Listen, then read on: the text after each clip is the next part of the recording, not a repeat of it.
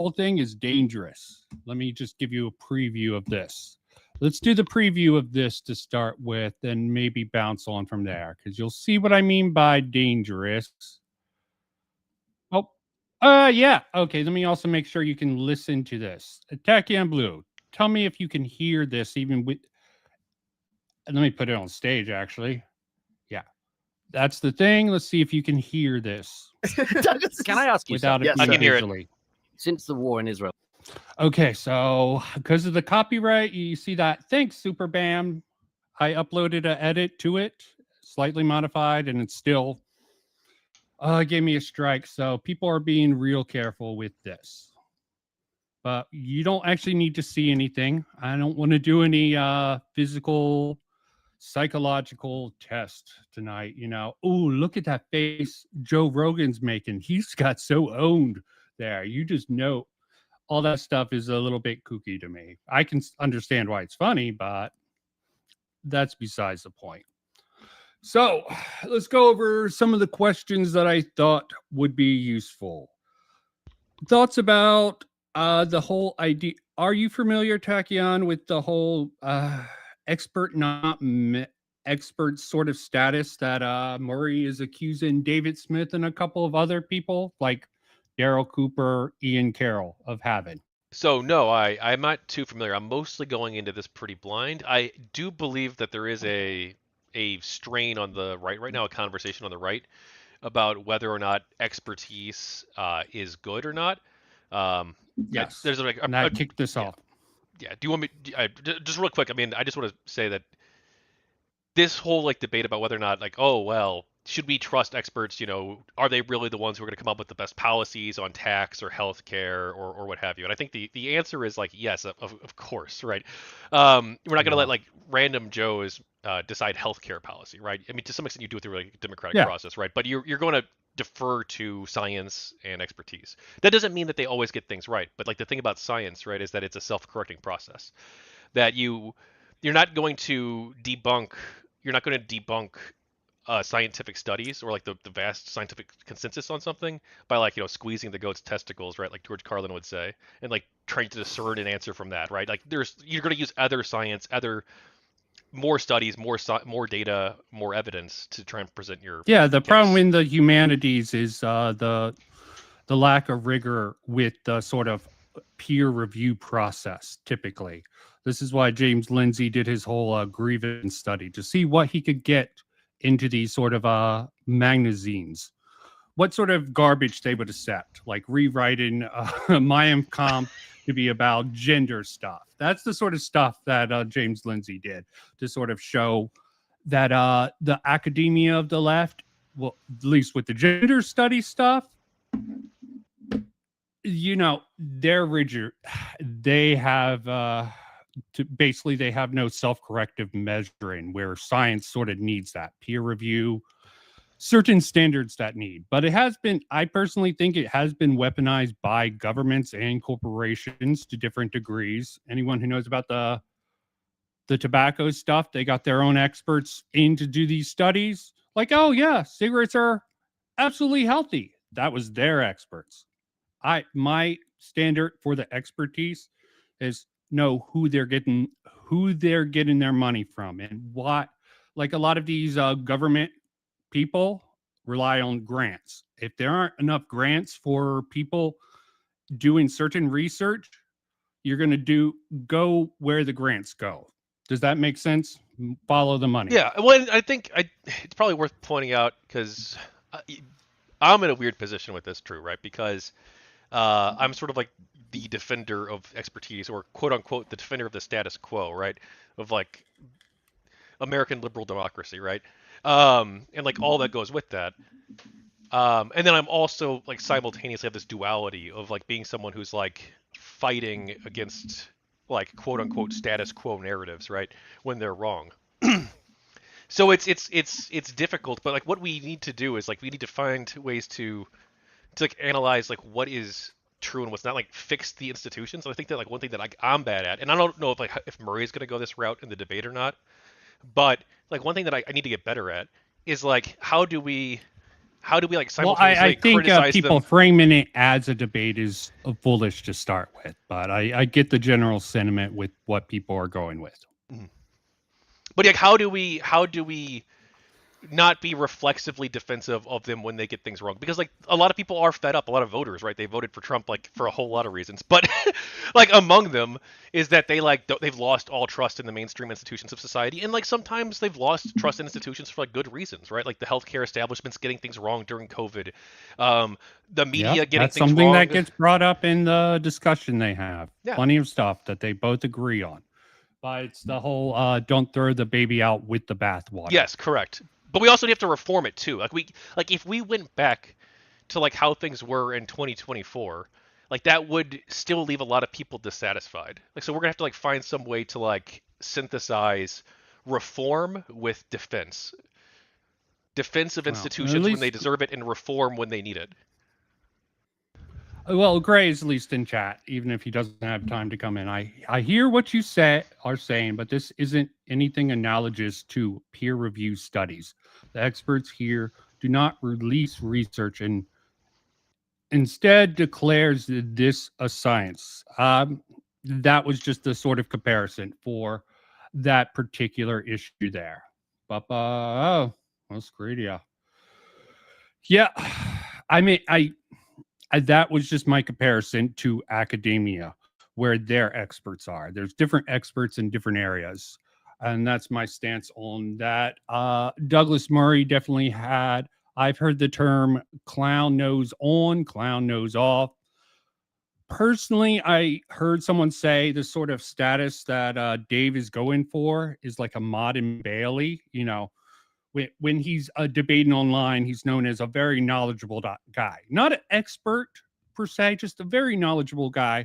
And when he gets stuff wrong, he pulls back and like, I'm just a normal guy. I'm just a comedian. I've seen this done other places in other communities, like people doing reporting on gaming. When they get something wrong, they're like, I'm not a journalist. I would never be one of those stupid video game journalists. I'm just a normal guy. You see it in different areas, okay? The sort of Modern Bailey of, yeah, we don't need to have standards at the end of the day. You understand how that is going? Yes. We'll see what happens with the debate or the conversation. Again, I think framing it as a debate purely is a mistake, a framing device. But yeah, let's get into it. As I said, thank you, Super Bam. I'm trying to think, is there any, for that reason, we don't get to see the wonderful sort of distortion that I put on this to get it through. Began, and since the war in Ukraine began, you've had quite a lot of people who are very against both in different ways. Yes. Do you think you've had enough people on who are supportive of either war? I don't know that word enough, if that's a good word. Hey, Ryan. Let's say enough people who are on the side of Israel instead of wild critics of Israel. Well, I've had a few. I mean, I believe Yeah, let's pause it. I'm torn because I agree to some degree with Douglas's sentiment. I kind of separate once things get going. I agree. I think he's just feeling things out in the beginning section of this. It seemed when I was getting into it, I was thinking he's a sort of like an expert, non-expert. The expert has quotation marks around it for that particular matter there. But yep. But let's get this. God's side is on the side of Israel. For sure. Jordan is on the side of Israel. And I'm assuming people in chat can also hear the audio.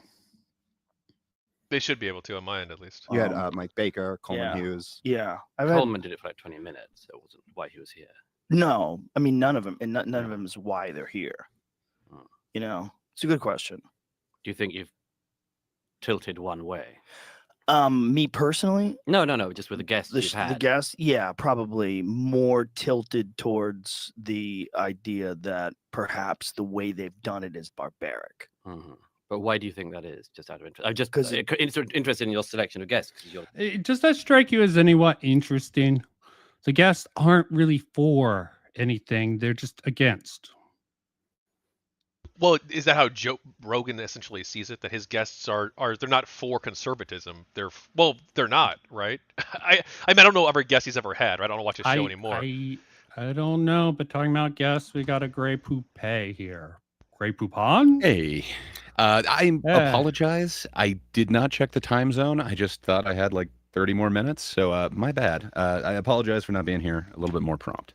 But No, it's fine. I'm Yeah, just it's glad you joined us. Dave Smith fan. I wanted to get someone who's can tell. Yeah. Give us a more Davey Smithian sort of approach on this. 'Cause first I off, know he a doesn't little like the bit too term much Davey. about him. You don't know I don't- about one of the greatest skanks of all? So I am a fan Oh. of Dave Smith. I've been a fan of his for a long time, but from the comedy world. So I love Legion of Skanks, which is Dave Smith, Louis J. Gomez, and Big J. Okerson. I've seen Legion of Skanks live once, but I love their show.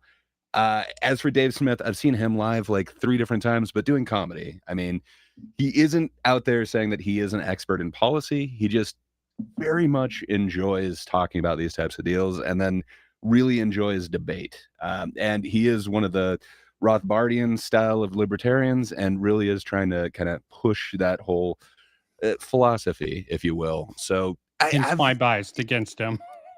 yeah, Because I looked I into think that. I think that might be fair enough. I'm glad that you know your own biases, and I'm not coming in here as like a Yeah. Douglas Murray hater or anything like that.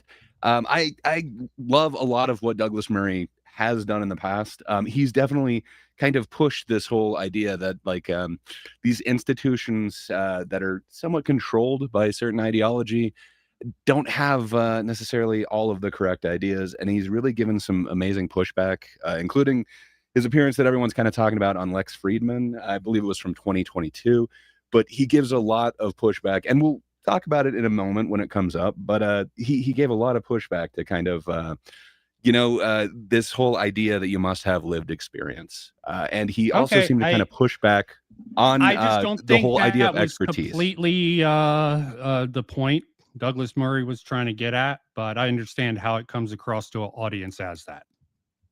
Well, let's see. Again, Yeah. you've got biases, but have you noticed Yeah. all of your biases? So I'm not biased against probably Murray, not. but man, I do not think that this is Murray's best appearance. Even a lot of those who are on like Dave Smith's side are kind of saying Smith didn't win this, Douglas lost this. So it's interesting.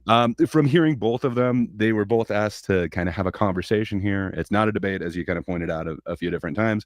And Joe Rogan keeps trying to keep it civil, but Yeah. from both of their interviews afterwards, it sounds like both wanted to go a little bit harder, but we're kind of taking it easy for Rogan's behalf. Well, I suspect I know Murray's approach, dismissive approach based on the Well, and then- evidence. Okay. This also kind of sucks because Murray showed up there to promote his new book, and I don't think he necessarily wanted a debate either. So it is kind of Yeah. interesting. Apparently, this was very much spur of the moment. Like Dave Smith had just been on Rogan, I think at the beginning of the week, and then all of a sudden they're doing this towards the end of the week. So it's interesting turn of events. But Yeah, I am Yeah, curious it really how this particular thing turned out. Did Murray insist Doug to come on, or did Doug No. Doug? I don't know mean the Dave, man? details around that. So supposedly no. I think Douglas Murray was being a little bit weird about giving Joe Rogan some shit. So I think Joe Rogan for who he had on as experts. So I think that's why. Yeah, Rogan kind I've of seen arranged this. some, and I got a few clips from that. If we want to get down that rabbit hole of either David Smith debating the guy he ended up debating on It's Twitter. just Dave, man. On Dave Smith. yeah, but you got to be. Yeah, let's start this and listen to it. back. Hey, thanks for the super chat, Yeah, Ryan. it's not. It's- I don't think about it that way. I just think I'd like to talk to this person. Can I just? Yeah, sorry, yeah, it's your sure, show, but sure, I mean, sure. If you're going to interview historians of the conflict or historians in general, Mm-hmm. why would you get somebody like Ian Carroll? Or Yeah, but Ian Carroll, I didn't bring him on for that purpose. I brought him on because I want to find out, like, how does one get involved in the whole conspiracy theory business? Because his whole thing is Okay, so we got a lot of the Daryl Cooper, Ian Carroll, who yes, I've seen giant posts debunking what he's saying. Are either one of you guys familiar with him at all? No. Yeah. The people that Are you familiar with him, Vincent? Because you seem to be saying like oh, I'm not debunking him. familiar with What do them. you I'm just a what do you think severe is being nerd. debunked? What is being debunked? I'm not Yes. saying in this particular moment anything is being debunked. I'm saying the sort of You said there's credibility a of these huge guys. post. You said, and correct me if I'm Yes. wrong, but you said you've seen a huge post debunking him. So what's it debunking? Debunking Ian Carroll a while ago. I didn't actually have it up here. I'm just saying when they bring it up, like pushback online, I do have a little bit about what is it called? The sort of a article that was done on Cooper. Well, isn't Cooper, the like the Yes. main point of criticism here basically that Joe Rogan will have anybody on his show, but at the same time Yes. he'll never push back on anything whatsoever? If it's within his expertise. Yeah, Well, it is. You can He's like conduct Joe. tough interviews with it being outside of your expertise, right? And you also have like he's also like one of the world's richest men. He can surely hire somebody to do some research on some things. Well, he's got Jamie Yeah. there. Jamie pulls up Yeah, clips. Jamie and stuff. sometimes, but that's only when they call him, basically. Did that happen in the Daryl Cooper? I didn't see it happen in the Derek Cooper stuff, but people have this wrong the sad thing idea. is, it would be awesome Go if they on. went into this. I feel like, unfortunately, I'm going to be spoiling part of what they're about to say, but he doesn't get into it. He doesn't get with what his problem with Ian Carroll is or Daryl Cooper, other than there is this one statement that, so they'll get into it. I'll give it a little bit more context once we get there, but he doesn't say his big issue with them other than they're not experts. So I don't know what exactly you're supposed to do with that. Like, there are these guys who are really into history, so they're doing their own deep dives and then they're releasing. So for Daryl Cooper specifically, he spent like over 30 hours on this one particular subject. He has a point of view. He's not saying that he doesn't have biases, but I mean, none of us here are experts. So should we not be doing this? Should we not be commenting? Should we not be weighing in? I Or think if that's you the actually defeatist research something, attitude, but we do the quality of work, the amount of research you put into something should be reflected.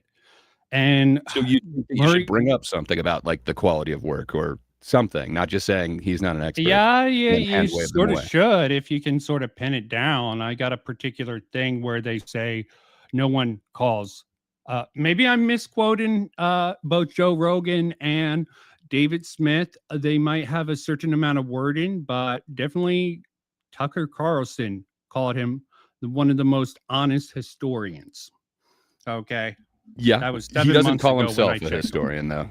That's somebody yeah, else. He doesn't call himself. Wait, he is lets this the other guy- people put that label on him. I don't want to put this out there, but was this the guy who was involved in that controversy on Tucker Carlson's show where he talked about the Yes. Holocaust? Yes. Okay. Sort of. So the one that everyone is kind of pissed off on is his comment on Churchill. So he prefaced it in both ways. Like, first off, this is going to be super hyperbolic. Then he said his statement that he is actually one of the larger. I can't remember his exact thing, but basically saying that he was one of the biggest villains saying of is it. hyperbolic is letting the pill go down. But then he slower. also that said, would be the theory this is behind just it. to get a rise out of my friend. So prefacing it before and then prefacing it after that, like, this is hyperbolic. This is to get a rise out of the person I'm talking to. Somehow neither of those get taken. Just the quote in between and saying like this exists in a vacuum, which it does not. But yes, he has had different views on it. And then people have put their own views on him because of what he said about Churchill. That, like, obviously he's pro-Hitler then. Now, I'm no expert on him. I haven't watched everything that he's done, but I have never gotten that vibe from the information that I've taken in from him. But he does seem to be passionate about that subject. And then he's also, passionate on getting his friend to actually react to that comment. I know I've said things specifically to make Vincent pissed off. It's kind of fun. I'm sure among friends, but when you also have a sort of audience at play. Well, when you're going on Tucker Carlson, sorry, Vince, I cucked you. But when you're going on like Tucker Carlson's show, where like a lot of the people involved, I mean, a lot of people in the audience might actually genuinely believe the Holocaust didn't happen or that it was justified, right? if that's the case, you probably should be a little bit more careful, maybe, and maybe not make. I don't know. Maybe For sure. Yeah. I don't think I'd be And- going on there making the same exact comments that he made. However, he never said anything like it didn't happen, or he never made any of these like weird, even dog whistly ones, like like a Fuentes type character or whatever has made. There is no like cookie joke or anything like in this. It was basically him saying, Churchill was also a bad guy in this. I think his quote was like one of the biggest enemies of World War II, which is very hyperbolic big for villain. sure. It was very a big. I thought hyperbolic. it was one of the biggest, is what he's saying. But Okay, yeah, when you're fair talking enough. that much about a particular subject, it's just I'm very careful about what I'm seeing. I think one of our first encounters, you called something a laundry list fallacy, and I think that's a part of it. Oh. I called Totally it the forgot sort about of it. Yeah, gish Douglas gas, Adams, gish coined that. gas method. Okay, I use gish galloping. In most cases, there's a lot of stuff in there. There's little pieces that if you just push back, that seems to be how Murray is treating it. Like if there's just one sort of premise within this thing that everything else sort of lampshades around, sort of protecting it, and the one thing stands out explicitly, it's just a weird sort of rhetorical trick. I've found if you maybe Well- you wouldn't agree if you went through all 30 hours, but there's a lot to go through. Go through 30 Well, hours. speaking of seeing rhetorical where tricks, he's saying is true. Go on. I'm just saying this debate or conversation, it has nothing of substance for over the first hour. If you're talking about rhetorical tricks, that's all I see in this, which really sucks. It It's kind of feeling each other. People saying rhetorical tricks. It's just talking past each other most of the time. Them not agreeing on general premises because they're coming from different places here. They really should have done some prep beforehand, I think, if they wanted for this to go smoothly. But it's like they didn't talk about anything. They started recording and bam, Douglas put this in. And you can think that's dishonest or whatever. But it's definitely a way to catch people off guard. I will admit that. I don't know if I'd say it's dishonest. I don't think it's much of substance, and it sucks. It feels like it's all rhetoric, and there's absolutely nothing of substance. But perhaps I'm wrong, and perhaps I've poisoned the well enough. Okay. Let's get into it some more. It's largely to do with Just like Churchill. people who have appointed themselves experts who are not experts. You mean like Ian? I don't think he appoints himself an expert in anything. Who's that other dude who thinks he's an expert on Churchill? Sounds a little Oh, drunk Oh, here. Daryl Cooper Daryl. does not think he's an expert. No, in fact, I think it's everybody else is always calling him an expert, and he's like, I'm See? just a hit. Everyone else calling him an expert. He gets that in. Good on you, Dave. Point that out. Have you ever absorbed any of his material? Have you ever consumed any of his podcasts or anything like I that? tried. Yeah. It's pretty hard to listen to somebody who says, I don't know what I'm talking about, but now I'm going to talk. Can you guys understand that perspective at least? Well, let's. I can, but keep this in mind, what he's saying right here. He was asked, okay, so you're commenting on Daryl Cooper. Have you ever actually absorbed any of his material? I think that should really be kept in mind for what's coming up next. Well, he did say he I know. tried, which who knows what that means. Yes. Yeah, who knows how much he tried to watch? Who knows what sort of what sort of mind state he went into? When did he try it? Was it after or before the Tucker thing? Because Joe apparently listened to him for 10 years or at least a couple of years from I'm getting from this. But at the end of the day, everyone going in with a different expectation. So Well, and also too, like it's Well, what Murray said is something I do disagree with, which is it's not just that someone says I don't know anything about the topic there now I'm going to talk about it. Like that is one, it's a little bit of a straw man, right? It's not that I don't know anything about the topics that I'm not an expert, right? That's what they presumably would say. But then like the second thing too is like that's fine. Like it's fine for us to have this conversation, right? But it's also you should caveat like your level of knowledge or expertise on something. That's something that people are really bad at. And I'm not saying that like these particular sure. like YouTubers are bad and at your it. particular bias. Okay. Admit your bias Yeah, where sure. you have Admit it your- admit your and where you're bias. coming from. And also like your level of knowledge. Like so many people like stake out super strong positions on they feel like they have to, right? Because of like social pressure. to like stake out like super strong positions like Israel Palestine, but like 90% of people like don't really know enough about it to really have like a strong view, probably, right? Yeah, why should we listen to those people then? They would just Well, probably feed us misinformation. They maybe, right? Or if you do listen to them, right, like you would definitely like discount like that. You'd be like, okay, look, this is like you saw like 3 articles about it and you want to tell me about like this article that you read. Like that's totally fine. We can have a conversation about like the article you read and like whether or not it matches like what other historians thought, right? Like we can have conversations like that. You're going to have to throughout your life. Most people aren't content creators or experts, right? So Yeah. we have to have these complex discussions with each other as humans in a democracy. But like, just I absolutely agree. I met a So lot two of things people off of that.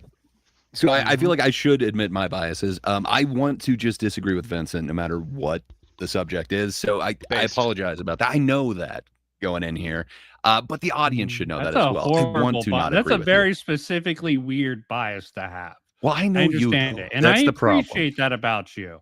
But unfortunately, sometimes you don't have the backing to really be able to counter what I say reflectively. Yeah. I mean, I appreciate fantasy, it. so much better It than gets sci-fi. me to think a But- little bit to get over the hump when I'm having trouble communicating things properly. So I appreciate it. speaking of can I ask both of appreciating, you- I've got a super Oh, chat. yes. Oh, nice. Okay. Thank you, Ryan. I appreciate that. We've got, if you look deep enough, you can find fucked up things about Churchill, but still doesn't change the fact that Hitler was a genocidal lunatic with goals of world domination, including bombing the UK. Yes. 100%. Hitler was worse than and Churchill. And 100%. Cooper And I think definitely even does Daryl do Cooper things would to be saying that. undermine that. Okay, he seems like he's trying to hype up what Churchill was doing within that, creeping it slowly, getting it into the Okay, so Overton window. I hear what you're saying, but again, how much of his content have you taken in, Vincent? You said that you weren't familiar with Daryl Cooper's work, but now you're Nope. saying that he's trying to creep this into the zeitgeist. I did enough research to at least get the general lay of the land. I watched his Tucker Carlson interview. I watched Which some of again, the he said that he was being criticisms of hyperbolic him. with the I tongue-in-cheek comment. that comes across as disclaimer, trigger warning. This is it. Just put it out there. And base a lot of your premises around it. Premises, or make a particular focus. That's where you deviate from. But I'm not a racist. I'm not a racist. Don't call me a racist. You say this about me. You're trying to call me a racist. It almost feels like they're baiting people into getting that victim. I feel like that's a really bad analogy, though. I mean, like, he's not saying anything like that. He's like, now I'm going to preface this by saying it's a very hyperbolic statement. And then after he said it, he's like, now that was a really tongue-in-cheek comment. I don't think that's the same as saying I'm not a racist. At this point in history, when people sort of have to preface it this much, it's sort of like when other people, I'm not trying to be culturally insensitive, but blah, blah, X. Okay. That's how it I just don't think that's analogous. So it's exactly what Tachyon was saying, where it's like, okay, you know that you're going on this program with this type of audience. Perhaps you should preface your comment. And then the fact that he is friends with Tucker, he was trying to get a rise out of his friend. To me, that doesn't come off as somebody claiming, no, I'm not racist. But I think that's really poisoning the well, the way that you kind of did that. But fair enough. I am already against you. So we already knew that was going to happen this way. Yeah, but you're already poisoned. Well, I guess the real question, right, is like, how many other times? Well, I guess two things, right? How many other times has he made jokes like this, quote unquote? And then, like, at the same time, too, how important is it? I think this was what Vincent was kind of getting at. Like, how important is this to his overall worldview? Like, if you take out this, like, Churchill's terrible, like, perspective, like, does his worldview, like, no longer work? What he's trying to promote, like, to the public?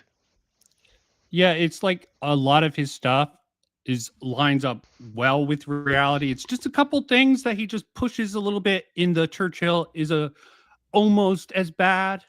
That's Douglas Murray. I think that's what Douglas Murray is getting at with this particular thing. He explains it much better in a particular tweet. But let's listen to this a little bit more. Let me make sure I can get access to. Do you have one question to kind of keep in mind while we're listening to the rest of this? what personally would you think an expert is, or what would meet your qualifications for an expert? Was that sorry? Someone who shows they have a factual understanding of the subject matter that they're talking about. Tachyon?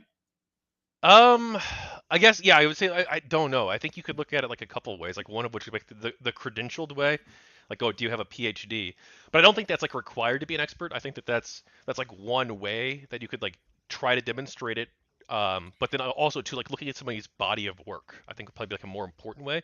Like if you've got a PhD into something and you've written like 5 studies that are published and peer reviewed in respectable journals, and they don't seem to be they seem to be replicated by other studies, they're like, okay, like, you probably have like some degree of expertise here. Also, like too, if you're like an author or a journalist and you like spent, like Dylan Burns went to Ukraine, right? He's actually on the ground reporting on Ukraine. Doesn't have a PhD. He's 23 years old, right? But he's on the ground, been on the ground for 2 years documenting the war. I would say he's like an expert in that way, right? Okay, he might have a sure. sort of bias for the Ukrainians if he's lived with them. Yeah, and Might he not have says the that too. proper frame of reference going in. Okay, but here, I'll play this. Maybe I'll bring in the other thing before we get into a fresh round of hell. I don't know about this, or I'm not capable of debating this historian, but I'm going to just tell you what I think. Yeah, but that's not I think that's a exactly little that's bit not out of exactly what context. Daryl was saying. I mean, Daryl's point of view, however you feel about this, what Daryl is saying is he doesn't really like doing debates. He likes to do long format stuff where he can really Yeah. explain his But position. if you throw a lot of shit out there, there's some point at which I'm just raising questions is not a valid thing. Mhm. You're not Depends raising how much you're questions. doing. You're not asking questions. You're telling people something. Do you think Daryl's doing that? I think there's a whole bunch of guys doing that. I I think- think Dave is doing that. Very obviously. Dave's a comedian, but he's now mainly talking about Israel. It does seem like a weird position, but Douglas Murray, I find it more suspect because Okay. he's promoting a certain political party. I see him almost as an activist. That's how I see Dave. This is why I have a bias that Wait, other people So- might not have about Dave. I mean, Douglas Murray wrote a book. I think the title is just Neocon, and you're just pinning it on Dave that he's promoting a certain political party. It's like they're both doing that.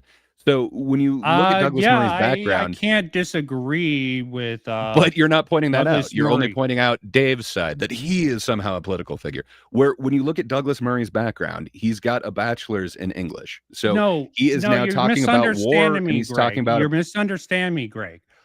Douglas Murray is hard backing this particular caucus within the Libertarian Party that took over recently. He even talked about possibly running 2024 as the president.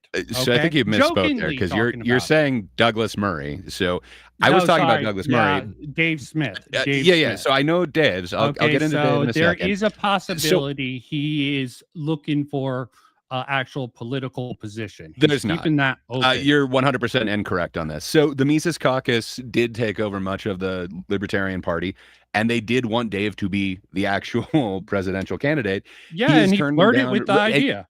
I'm not flirted with done the yet, idea. Vincent. He did not. Okay. So he has said that there is too much information on the internet out there from the Legion of Skanks where they're literally doing podcasts where they're just saying the most offensive shit ever. It is billed as the world's most offensive podcast, and that was their core values. He knows that he is not an option to actually be a candidate. He has never wanted it, yet people keep pushing him forward because he is a likable figure. He's very funny. He's personable. He could actually be a better figurehead for a very fucked up party, if you will. But on the opposite side of that coin, Douglas Murray in here, he has written a book literally calling himself a neocon, and he is definitely pushing one kind of point of view as well. However, Yeah. it's not like he has a bunch of degrees in like political science or anything like that. He's got a bachelor's in English. So it's not like his bona fides are a ton better. He obviously is very interested in this Israeli war thing. He was Yes. embedded He's getting I think, in personally invested 2022. as the same thing with Dylan Burns. You go in, I mean, he Yeah. might just have his bias out of order within For sure. this, but he's been over But there. I'm just His saying, like- bias is compromised for the people who will let him in, not the It's- people who won't let him in. to sort of. But it's not like he's investigate. got a bunch of bona fides or anything like that. That's like, obviously you must bow to my degrees. I am an expert. You are not. He still feels, comfortable to weigh in on all these things. Yet he seems to be closing the gate behind him, as if, you need to be up to his level in order to talk about certain issues. Where Dave has been involved in politics, not like running for anything. People have tried to get him to run as the presidential candidate. He always said no, but he's willing to go to these Mises Caucus rallies, and he's willing to try and get that particular caucus, which he does, put more weight behind. And he does like that because it does very much go hand in hand with his Rothbardian type of philosophy that he follows. So he has been supportive of them, but it doesn't seem like either of them are running for office or anything like that in the near future. Maybe that's something that could happen one day, but yeah, it just, I don't know. It seems like I saw one an side interview gets called out as a from political Reason figure, but not the other. magazine talking to Dave Smith's possible running. He said as much. Like, if no one else will step up, I'll step up. He's leaving that possibility up there. No matter if he said, if things would have to extremely change in the culture for him to have any shot. Plus, it's third party. They're more, I think also the Rothbardian perspective tends to latch on, if I understand. I don't know if Dave follows that one-to-one, but there's a couple of things about the sort of philosophies of that in the past that makes me wonder. Yeah. So Dave himself is Rothbardian, and he does support the Mises Caucus, but it's not 100% his philosophy. The Mises thing is somewhat very controversial where within he the stands. libertarian. As he describes sort of where he stands. He's more into what got him in was the Ron Paul revolution. I know that much at the very least. So I don't know how much he actually, I know, I think Rothwell, whatever the guy is, actually didn't really like, but we're getting on side tangents now. Let's come back here and see what's being said. No, I don't know if I'm mainly talking about Israel. That's but all I see you have on the internet opinions. doing. Yeah, but that's Well, that might be what you've seen, it's but just I don't you think that's. consuming But that is also your shtick now, isn't it? Well, what do you mean by that's my shtick? Well, you're not a geopolitics guy in general, are you? I don't even know exactly what you're asking. I'm saying you've decided, being a comedian, you've decided now to become somebody who talks about Israel. This and is the not, conflict. I think you're incorrect. I don't think it's a decision. I just think you have long form conversations, multiple of them. It's a huge event that's in the news, so it comes up. I don't think it's a thing. I think if you're on the outside, you'd say, oh, look, they're trying to get attention by talking about this very polarizing issue. Yeah, I don't know how far we're going to get. As Grace says, this debate is rather rough in the very beginning and doesn't get much better throughout. Or, sorry, I called it a debate. More the discussion around it. Yeah. I mean, I don't think it's worth skipping the start because it really sets the tone for everything. If you want to do the do not get into it until like near the end, sadly. Well, we could do like 1.5 speed, right? Okay. Yeah. Or Possibly. 1.25. I can. It's already sped up a little bit, but yeah. Let's see. Yep. Thanks, Superbam Inc. Publicly. That's but you do get attention from that. If you'd spent the last year speaking about Myanmar, you would not be on my lips. Yeah, but he does talk about Yemen constantly. He talks about a lot of things that aren't in the news. Well, I tend to talk about the conflicts that my government is directly involved in, which I think is reasonable to me. But I don't quite get like what's all the appeal to authority stuff. I mean, what you have to be an expert. Or no, I think authority matters. I think authority matters. See, automatically from this particular point, he's putting this on. And I think that's a little slippery. I think they're misunderstanding. What do you mean by he's putting this on? He's the one putting this sort of narrative out. So if he's not getting it, I'm also not getting it. So what I got from Douglas Murray is that he's not an expert, but somehow he can retreat to this "I'm a comedian" thing, which I've watched Dave Smith for a long time. I have never seen him use that as an excuse, aside from one time at the beginning. Okay. So I've heard him say that literally one time, and that was during a phone interview on the Sam Cedar, whatever the hell that's called, the something report. There was one time where he seemed to not really understand, and when he said his piece, they're like, yeah, I don't know if that quite works. He's like, well, I'm not an expert. I'm a comedian. He said that one time, and that was like 15 years ago, 12 years ago. It was a long ass time ago. I have never heard him do that since he's seriously gotten into either the debate or the kind of political field, but it's something that has always interested him. That's why he has a separate podcast from Legion of Skanks. It's part of the problem. It literally is a political podcast, and he got taken off of Gas Digital Network, which is the one that hosts his other podcast, even though it's the podcast network is owned by one of the three Legion of Skanks, Louis J. Gomez. He didn't want any political stuff on his comedy network, so he had Dave go off of that and start his own podcast network. And I don't know, man. It seems like he has done a whole lot of research and he is up to date on all of these issues, but he definitely has his own biases in that. One of his best friends is Scott Horton, who runs antiwar.com. He gets a lot of his information from there. And that really is one of his biggest influences. Is he really is anti-war. So that's where a lot of this shit is coming from. It is a bias. Talking about like these people instead of the discussion they were having. Yeah, seriously, it's the first hour and a half. That's all it is. It's not all it is. There's a lot of there's no substance. I said this myself. In certain discussions, you want to sort of read the room and sort of see what positions and what sort of language it comes up, and trying to communicate with people outside your circle can sometimes be tough. Maybe it's a Steelman, a Murray a little bit too much to say he did that. I'm not the only one who had this reading of this. But yeah, let's listen to the words since this is important, and I'll try to hold back a little bit. I think that if you just throw a lot of shit out there and then say, I'm not interested in the alternative views on this, and particularly when it's a counter narrative that is wildly off. And when you get people, look, I just feel we should get it out straight away. That's really opened the door to quite a lot of people who've now got a big platform, who have been throwing out. What's really shitty? Saying that he's not open to hearing the opposite side of it. When I think there's like one debate that Dave Smith has turned down, and that was Destiny, and that's because he didn't want to platform Destiny or deal with his. Well, honestly, then. Yeah, see, he turned down the one person who probably kick his ass. It could be. He also he learned a bit about Destiny and was like, yeah, I have no interest in actually talking to this dude. I think he's a coward. He regularly engages with people who disagree with him. So it sounds really shitty when Murray is like, to not be able to engage with anybody who has, I can't remember, he said views opposite of his. I can't remember the exact way that he worded it, but it's like, that seems shitty. And he's not bringing up any examples of anything. It's just accusation. You say you're not an expert, but then you retreat to comedian. You will not listen to any point of view that does not favor yours. Well, don't you think that? I mean, I don't know, man. Look, if he's running away from a debate with Destiny, I think calling him out is fine. I mean, he's a coward. No, he's not running away. His audience and Destiny's audience both said that they wanted that. Nobody called each other out or anything like that. And he's like, yeah, I have no interest in talking to that guy. Yeah, I view that as pretty cowardly. If Anita Sarkeesian was saying like, "Oh, Tachyon won't debate me," I'd be like, "Okay, let's have the conversation tomorrow."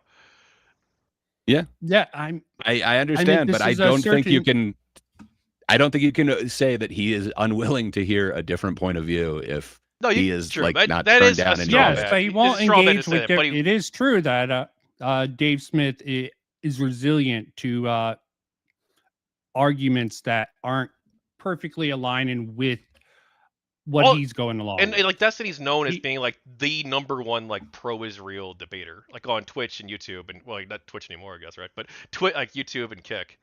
So like not having that conversation with the premier debater on the topic. Well, that's not all he's known for. But I hear what you're saying. He definitely is a formidable adversary in the debate field, at least the online debate field. Well, and that topic in particular too.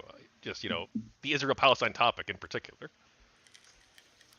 Yeah, I really don't like what position Murray, not Murray. I keep getting them backwards. Dave Smith sort of took when he debated the guy on Piers Morgan recently. Did you watch that at all, Gray? Yeah. That wasn't really a debate though. Like that's the problem with calling these things debates. yes, there was a response, and this guy got. It seemed like Piers was a lot more willing to let this guy talk, but I still wouldn't call that a debate. I mean, like, you know, there has to be like an agreed upon thing where it doesn't seem like either of them was willing to actually engage, because his entire point just went over the guy's head. He kept saying like, okay, it's a moral issue. If this wasn't in a state of war where you have declared war, just dropping leaflets on top of a building and then blowing it up, you would get charged for murder. However, just because we're saying no, war has been declared, this is now okay. He wouldn't meet with him on the moral thing. He's like, you just don't understand what it means to declare war. It's like, no, I do understand. So it was two different things, and it's much of what's going on with this same Murray conversation. Comes to his moral position, which I don't understand. What sort of moral principles is he that just killing civilians no matter what is bad? Self-defense is bad. If it's kills civilians, it's so just not a one-to-one comparison. Dave Smith again. You said, yes, how does Murray come to his? So yeah, okay, Dave Smith. So you need to read some Rothbard, but essentially what Rothbard is saying is just because somebody has declared themselves the state doesn't give them any more rights than the people. If it's immoral for you to commit this act to somebody else, just because somebody calls themselves the state and has some authority doesn't make it any more moral for them to do this action. That's the way that Dave is looking at it. That's a very extremely narrow viewpoint to actually go from, but at least I can understand a little bit better about how it is. It is the principle of non-aggression. Essentially, you will not aggress against somebody else. You do not have any special rights just because you are the state. You still have the same moral responsibilities. Not necessarily. Yeah. Go on, Tachyon, if you want to argue against that. No, I mean, we could, but it's not really the topic. I personally think the state, on an individual level, you have responsibilities, at least to your community and to the family. This is why people who lose connection with family, friends, tend to lose grip with reality and go into a rather bad place when they don't have those responsibilities built in around them. Government is like a million times more complex too. And every time the expert was like, these are not fair comparisons. These analogies that you keep making are not compatible because you don't understand the process that the difference between morals of individuals and morals of leadership, I believe, would be his position. I don't feel like that's fair. He disagrees. It's not that he doesn't understand. It's no, he disagrees that you have these special rights because you're calling yourself the state. I think that's completely uncharitable. Extremely to say stubborn and just completely one-minded. Okay, not to. It is completely really going off a different philosophy. Well, I guess the only should we be tolerant of other philosophies? A lot of people on the right, like you got me self-conscious about using the right name. Douglas Murray would say about responsibilities and having certain standards and having a strong positioning for strength reasons. Okay. And he's more coming from the self-defense school of thought, and to just dismiss that completely. Again, it's a lot of talking past each other and different. I would say this was more of an ideological battle between pretty much the principles of liberalism that Douglas Murray holds and the sort of Rothbardian principles of David Smith. I got completely off. A lot of the people on sort of Douglas Murray's side would say the principles of Islam or Mohammed, that religion, are incompatible with much of the West. Right, he wrote a whole book about that too. Exactly. So he's coming from the place where I think he's coming from a place where Dave's principles is something he is sort of gatekeeping around it. I agree with that.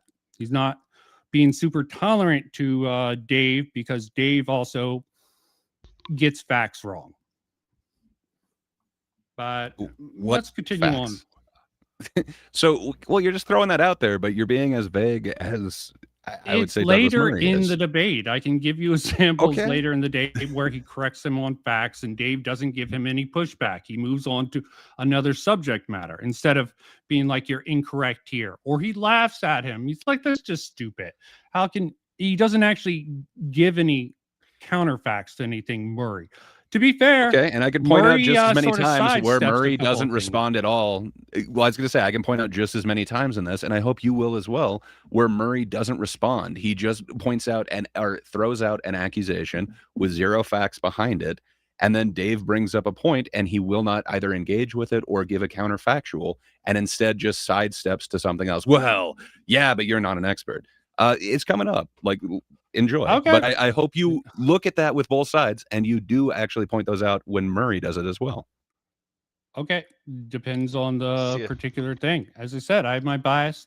I don't know all the facts. I know rhetorically how this appears to be here. And I agree. A lot at the beginning doesn't seem right because there's a certain technique within discussions that get a little bit heated where you get a sort of feel for your opposing side. In a normal debate, like in a lot of platforms on YouTube, it's just straight to the point. This is a little bit different, a little more complex of a beast to pick apart. Counter historical stuff of a very dangerous kind. You mean Daryl? Are you talking about Daryl? Daryl, who's the other one? I don't think Daryl has Derek. I don't think there's anything Derek, dangerous what's about the other what guy? Derek. What's his name? Cooper? Is it? Which one is it? No, that's No, it's Daryl Cooper. Daryl Cooper. Cooper. Who's the other one? Yeah, let's the actually one I move just along. checked on the way here. Daryl Let me Cooper, figure out and where to move along. Wait, yeah, to. Daryl Cooper. Ian Carroll. Well, if you skip this, Look, you're skipping these guys something. are not historians. They're not knowledgeable. If I get So, into skipping later stuff, on, if you skip this, though, you're skipping something. So right here, he said, again, he hasn't consumed any of Daryl Cooper's information. In fact, he keeps calling him the wrong name, Derek something. He said that he tried to listen to some of it. He couldn't do that. Yet Yes. he is willing to go on Joe Rogan, this very big platform, and just completely trash this guy. Yet he is not an expert at knowing anything that this guy has done. In fact, he knows one quote from him, and that is what he's basing his entire opinion on. Yeah, If you're skipping I- this, that part needs to be put out there because that's literally what he's going to accuse Dave Smith of doing in moments. I will agree with Gray really quick here and just say that if Murray did come into this conversation thinking like, look, I'm going to talk to Joe Rogan and confront him about his platforming and use this specific example, then like he probably should have had more meat to it and had more research ahead of time. If this was the plan. I don't know what the plan is. I don't know what any of these people were brought into. Again, this is calling this a debate. If it's a debate, it's a failure on all sides. But as a convo, I'm trying to get a read of this. And what Gray is saying is just Douglas Murray is a hypocrite. Yeah, I guess you can say that in a certain degree. Well, no one's calling Ian Carroll. No, but then why listen to their views on Churchill? Daryl is Why incredibly listen- knowledgeable. It's not. It's just He's not. Yeah, He's he is. not. He's Why do you say wildly. Several reasons. One is when he was offered to debate the current greatest living biographer of Churchill, he said, I can't because he knows much more than me and I admire his work and I've learned from it, but I can't possibly debate. That's Andrew Robb. Right, but you don't have to be able to debate people to have opinions. No, on you don't things. have to debate people. If But it's not you, your thing. But if you, for instance, well, okay, if you say, I've decided that Churchill is the bad guy in It's not what he World War said. II. It's not what he said. It's not what he said. Neither Carroll nor Cooper have said that. Well, listen, I don't know what Carroll said, but Daryl Cooper's not said that. What he said was he jokes with his friend Jocko, who's an Anglo-Saxon. He jokes with him. You know, I think that Churchill was the secret villain of World War II. And what he's saying is by Churchill's actions, the war escalated. Okay, no clue how that will go in the ether there. Want to be careful with that. Okay, I have something inserted in this that I've seen.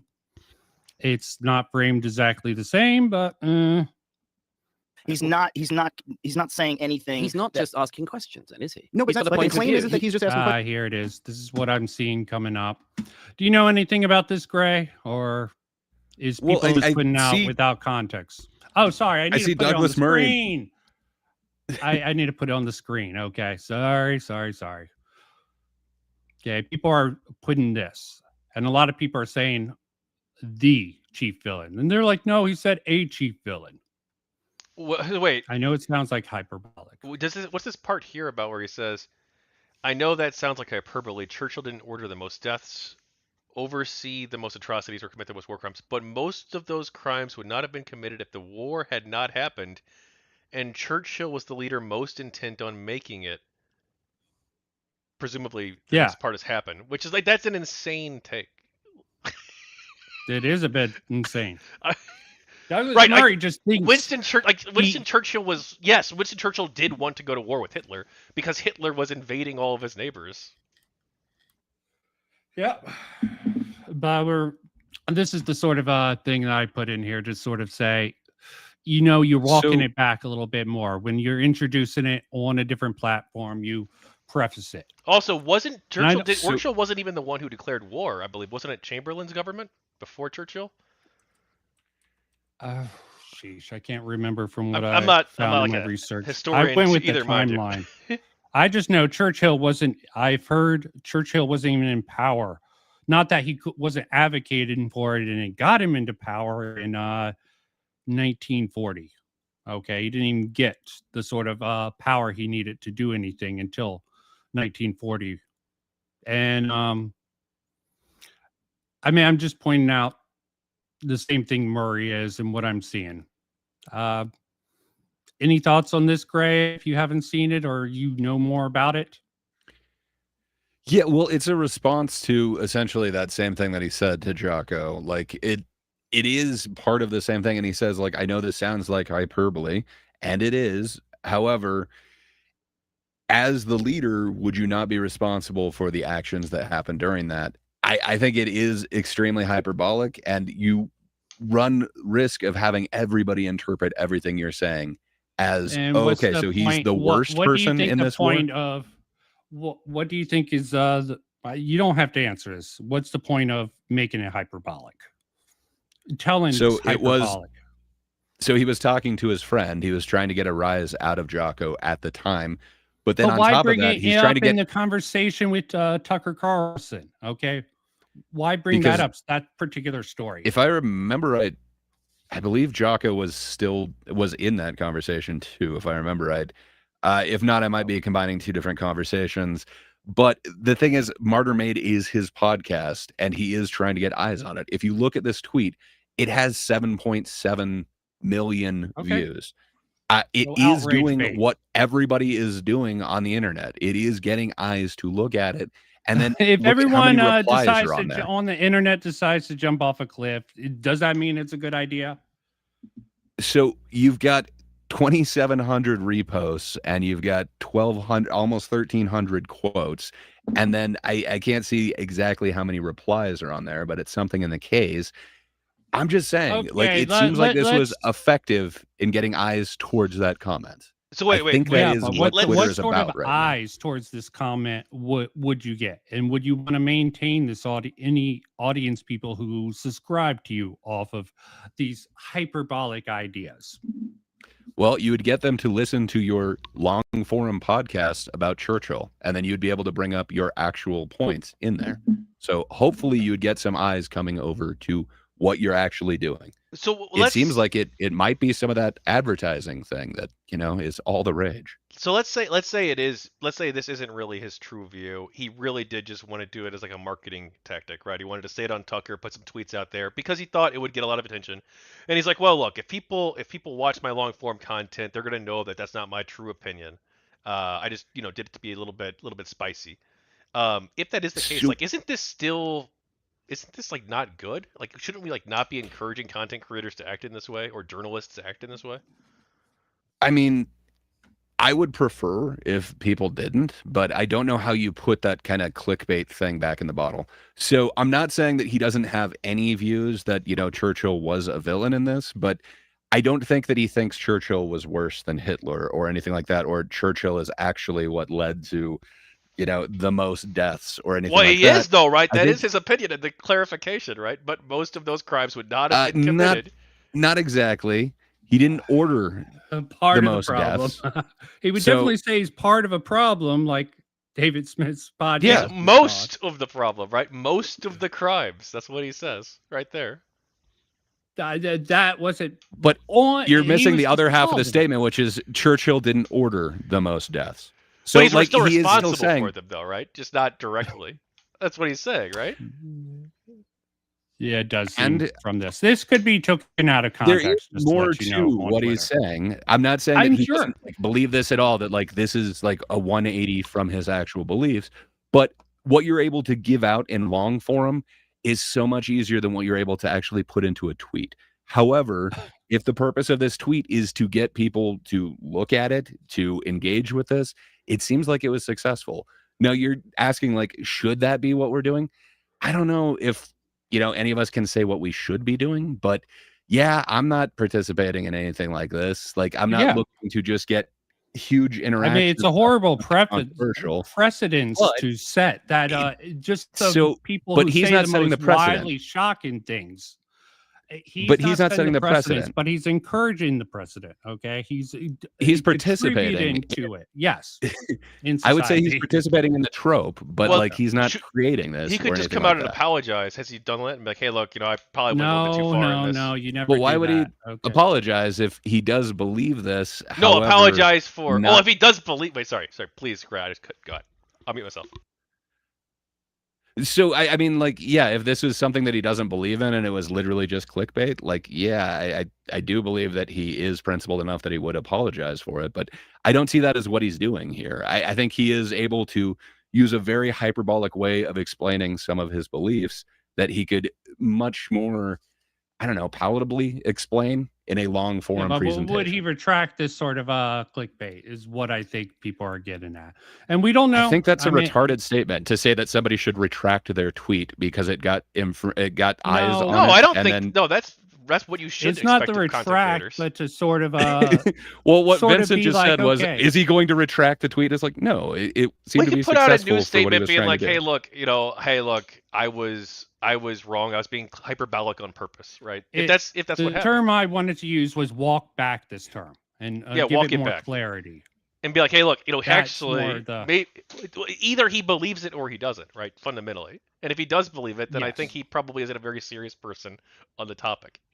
And again, that's only knowing Explain this your one argument to me in a less hyperbolic way, I guess, would be the best So then can I way ask to you- get more clarity. So you use the term Tachyon, a serious person. So what would a serious person be in this?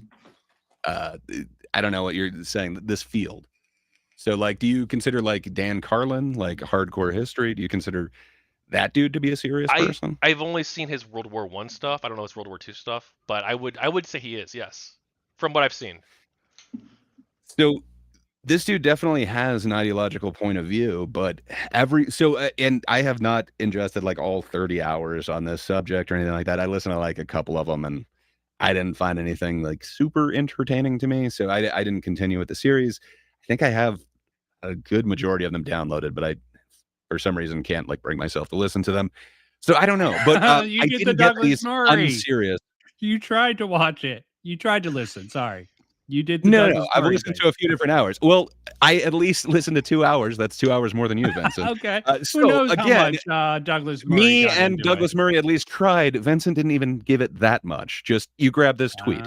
So I don't know. As long as you're gonna like throw accusations out there, I still don't think that is a great. I don't know what you'd call that. Any sort of gotcha or anything like that. Like, I'm not super into Churchill. I don't really want to read or listen to prolonged. I don't know information. I guess the reason failures he has. Yeah, you asked me like directly, why would I like not think he's serious, right?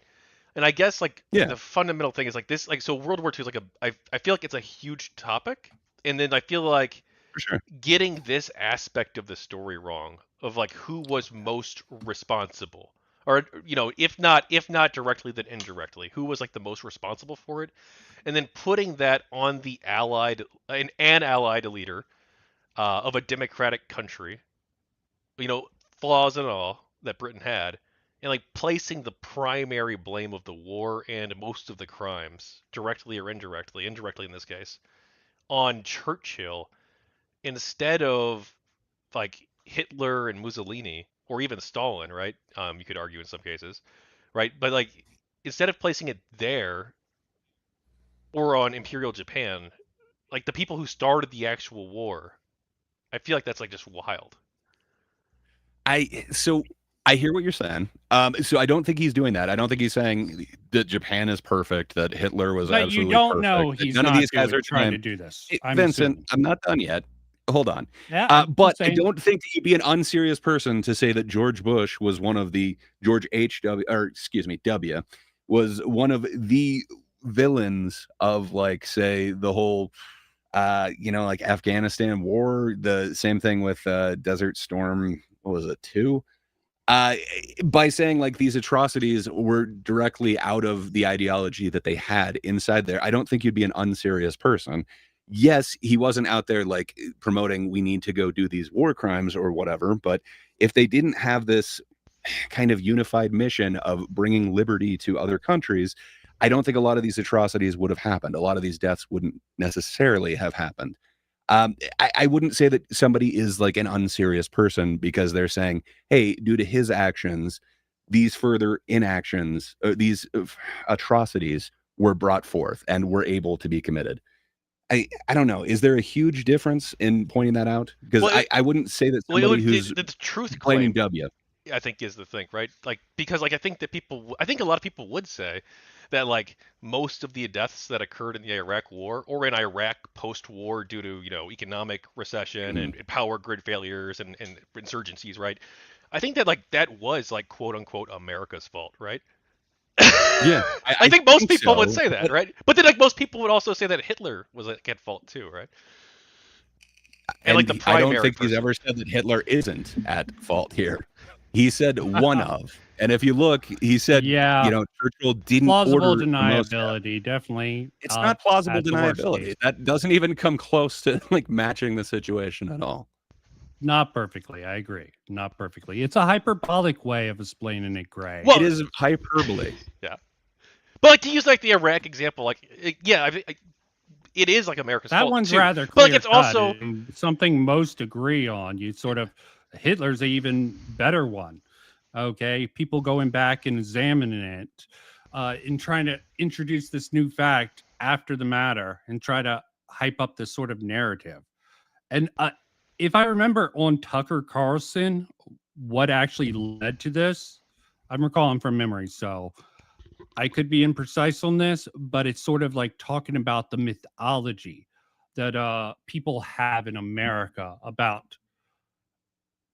the World War II. My mouth is already getting rubbery, but yes, that particular war, the sort of mythology around the figures of that, and trying to get within the German sort of shoes to sort of tell his sort of story from the German perspective. It sounds like a little bit of standpoint theory in there. But let's continue on. I mean, this is something that will never get known.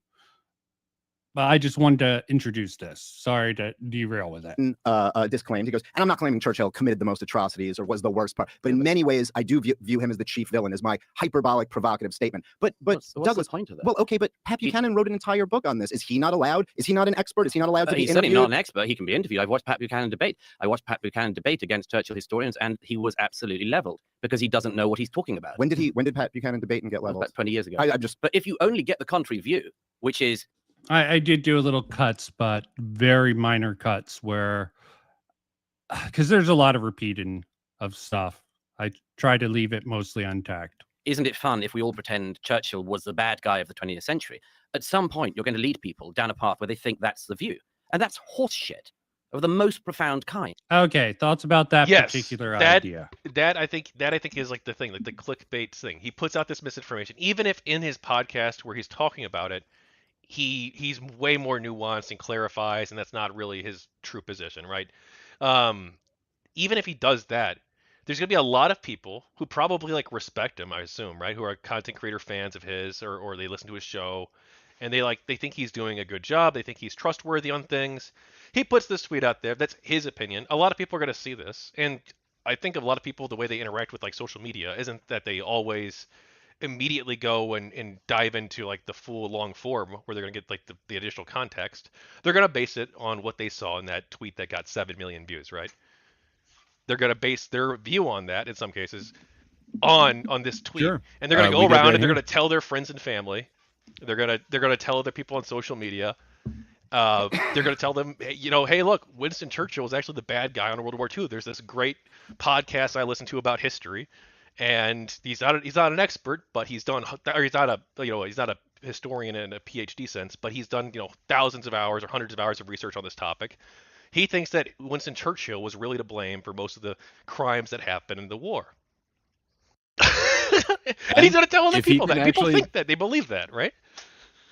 Yeah, but if he can actually point out where he thinks Churchill would be responsible, and if he hadn't made these decisions, these outcomes wouldn't have happened, I think that's perfectly acceptable for somebody to do on their own podcast. I think it would be perfectly acceptable for him to make a very what would you call that? Incendiary tweet that he did before that then got eyes on this where he could then fully explain it. To me, that seems just fine. It seems like this really but then you downplay it that, in the public when you go on. You up the levels. He's not downplaying it. I feel like that is completely bullshit. He literally prefaced the statement before he said it that, now this is hyperbolic. Here's why I'm saying it. He then said the statement, and then he again said, I understand that this is hyperbole. I'm looking to get a rise out of my friend, when he then said it. So it to me, that's not downplaying it. That's literally doing his own thing. There's already two different versions of him saying this. Probably multiple places. You have the tweet. So you're not including the entire tweet thread of that. But that tweet thread. Okay, so that tweet thread is in response to his appearance on Tucker Carlson, where he said that. That's why he then brought it into the tweet form. If I remember right, that's the order of events for those things. They are related to the same event. You can say that he's doing this numerous times. Yeah, he's had to, because of the way that people were coming at him and shit. He had then had to explain it further, and he does with that tweet thread. I noticed that you grabbed the one response to it, but not his entire thread. So fair enough. But is he then not an expert because he's not willing to debate the foremost expert in the field? Do you have to then, because you say, hey, I have this point of view, this is my podcast? He would have more credibility if he was able to take his ideas and debate. Yeah, that wasn't my question. My question wasn't, would he have more credibility if he debated? It's, is he required to? Yes. That seems to be Douglas Murray's Can I answer this? Because this is something I've thought about a lot, unfortunately. And I'm still not sure what the fuck I think. Because I'm sort of two minds about that.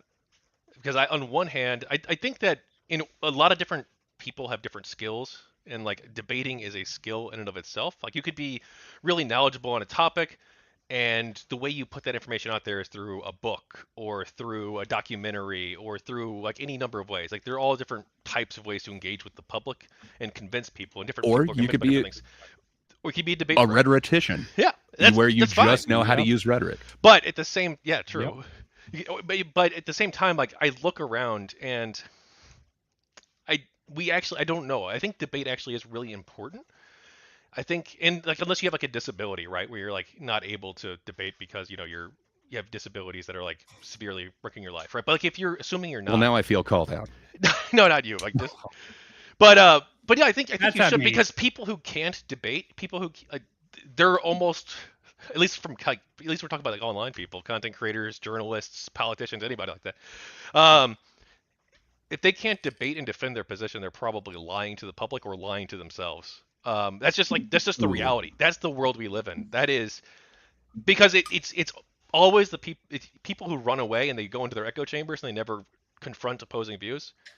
They're so far off base. You don't even need to debate for that. You can have a discussion. Yeah, you can have discussions. That's what a good debate can be, right? A good debate can be two people who disagree having discussion, a discussion. Yeah, or not even heated. You could even be civil, but.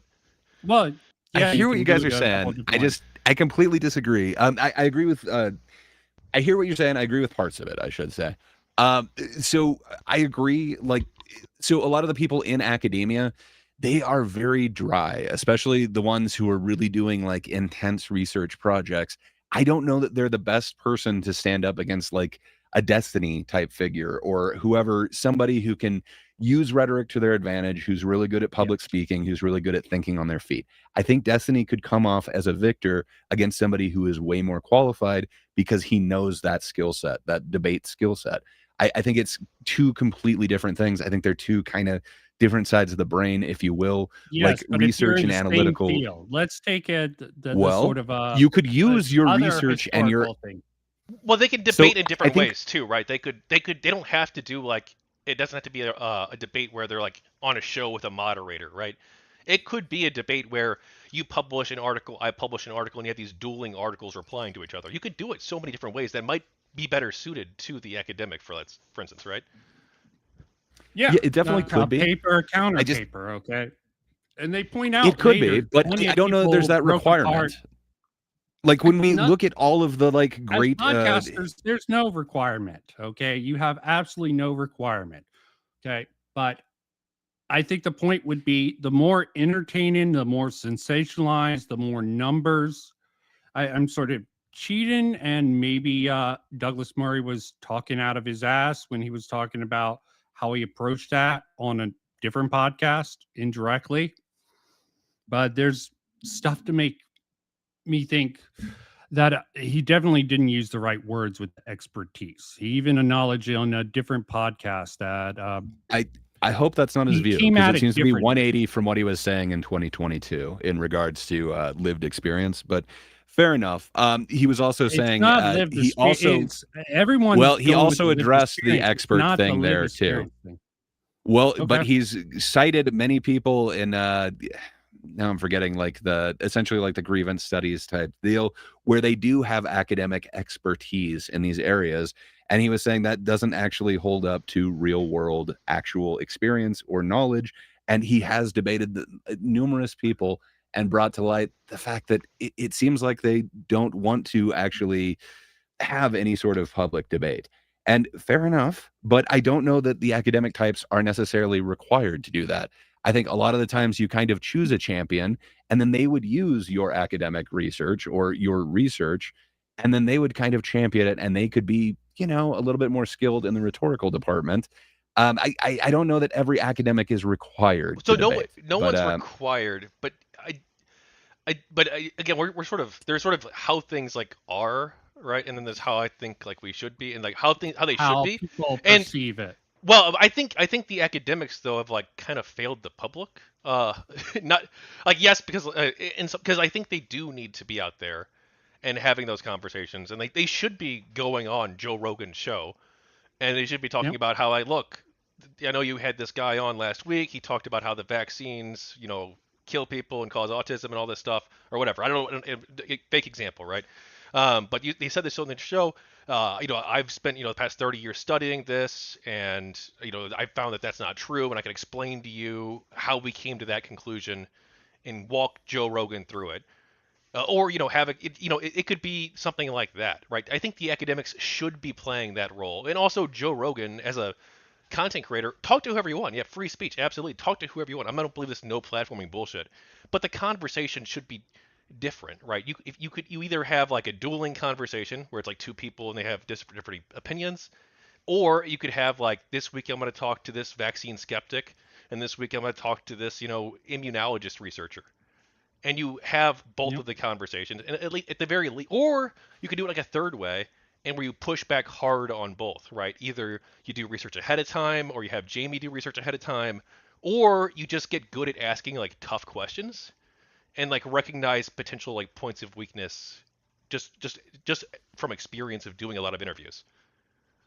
There's so many different ways you can do it, but the way Joe does it is irresponsible, I think, actually.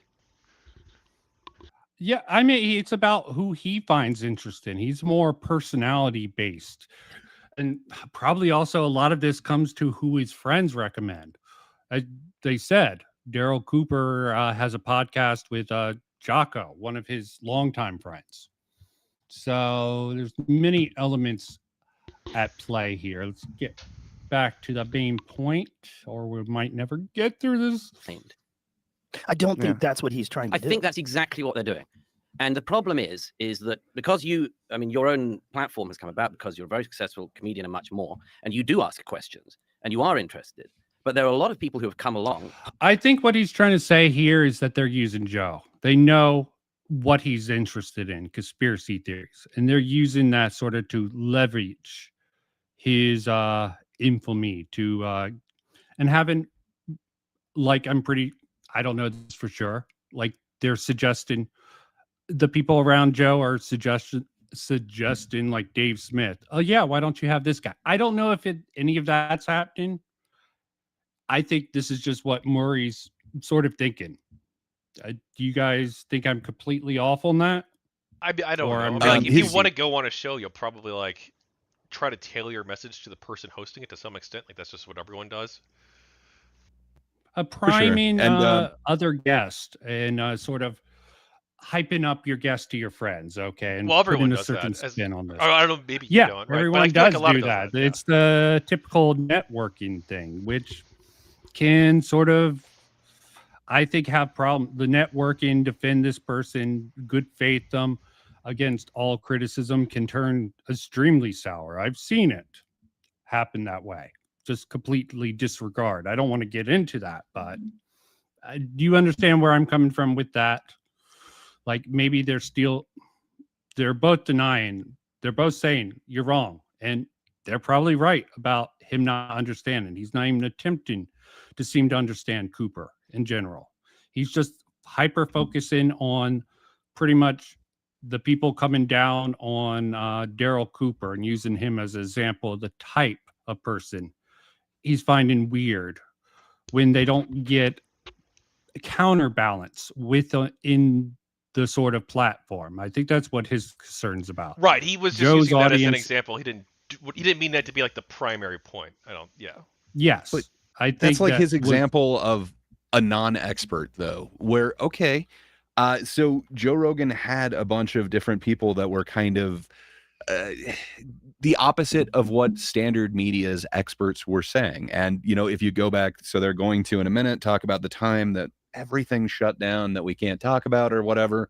But man, there were experts who turned out to be correct, that were actually on the Joe Rogan show, that were saying a bunch of Like different things Brett that were Weinstein considered. was one of the people I was following at the time. I'm like, yeah, I like what he's saying. It makes a lot of sense. So I'm on Joe Rogan. He harped on it a little bit too much and got into the science a little bit too much for me to keep up with Brett Weinstein personally. There are places to get the standard expert's point of view. That hasn't changed. You can still get that from most network media. That's not exactly what Joe Rogan's platform is about. I think he has the right to platform anybody that he chooses to. Right? Like, it is about like the anti-vaccine stuff because like he loves talking to these people, right?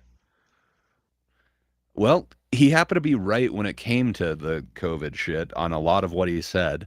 I'm Look, at a loss to come up with I exactly agree what that he was there's wrong about. If I don't. you get to the right there's- place with the wrong data, I'm not saying that Joe did. I'm just saying if you get to the right place with the wrong data, that should still be accounted for. Okay. Yeah, I don't. I'm not saying that's what Joe did or any of the experts. I do remember he did have someone talking about the vaccine on. He got pushed back and he brought in an expert to sort of counter what his own guest did back then. And I thought that was good of Joe to do. But that was a while ago. Yeah, like the experts get things wrong, right? Like during COVID, I think you could point to like various different aspects of like the keeping schools closed, for instance, I think was a mistake, and I think that like everybody recognizes it was now, but at the time it was a really contentious issue. But I was actually on the opening the school side, so even though I'm on the left, to be clear, but like the liberal, I guess. But I was on the pro school side. And you point out that he should have the opposite on here. That's what Douglas Murray is doing. He's kind of taking I don't know what you'd call that, the expert opinion. He just wrote a book on it. He is definitely the pro-Israel side on this. He is having both people come in here to talk about it and to talk about, okay, what did they get wrong? And sadly, Murray doesn't take the chance to actually point out anything that they get wrong. I was really hoping for that in this exchange. Well, and Joe wouldn't have Kamala Harris on. No, that's not true. Joe. Well, she didn't end up being on, Harris so wanted him to come to her if what I heard is correct. Okay, she wouldn't be. And there was to a come time into limit. his- Yeah, And they there were wanted to mistakes put on both questions sides, but pre-ahead. I'm pretty sure Joe never really wanted to have that conversation. Is what my impression. at least Well, was. you can't prove that, man. Yeah. That's the thing about that. Okay, both sides. Kamala made it difficult. It wouldn't have Trump mattered did not. anyway for the election, to be clear. I don't think, but still. Probably not. She wasted money on But like you, so Fortnite Greg, you fucking thing. mentioned the you mentioned that that you can go find these expert opinions, all right, in the mainstream media. But like unfortunately, the world I think that we live in now is where, well, there's like completely different worlds, right? We all live in our own little echo chambers and bubbles, but which is like the problem. But like people aren't, the people who watch Joe Rogan probably aren't like watching like on like the BBC World Service. They're or the New York Times or whatever, right? They're probably not. It's like it's probably a very different. My impression at least is it's a very different audience. And like those people, For sure. if all they see, or most of what they see, right? Because Joe will occasionally have on like people who push back, but it seems like, and again, I haven't watched a lot of Joe's content over the years. I used to watch him all the time, 5 years ago. Yeah, same here. But I fell off when he went to Spotify. I don't know. yeah, It's me weird. too. Actually, Spotify. That's when I stopped listening. But it seems like if you're watching his show, you might occasionally get like a guest who doesn't like hold the mainstream alternative viewpoint on everything, right? The alternative viewpoint, I guess, on everything instead of the mainstream one. You will occasionally encounter that, but for the vast majority of the guests he has on, and that's partly like the far left's fault too, or the left wing's fault too, because the left went a little crazy over during the woke stuff, and some of the woke people tried to pressure everybody into like not going on platforms like Joe Rogan, right? Because they're crazy, insane woke fucktards. They just should all fuck off. Who cares? But anyway, that's a whole separate discussion. So like, it wasn't entirely Joe's fault, or like these other people too, like Tim Pool, Dave Rubin, all these people, right? The fake centrist types. It's not entirely their fault. If you're showing your bias. Yeah, true. But it's not entirely their fault because there were like the people really wouldn't talk to them. That's true.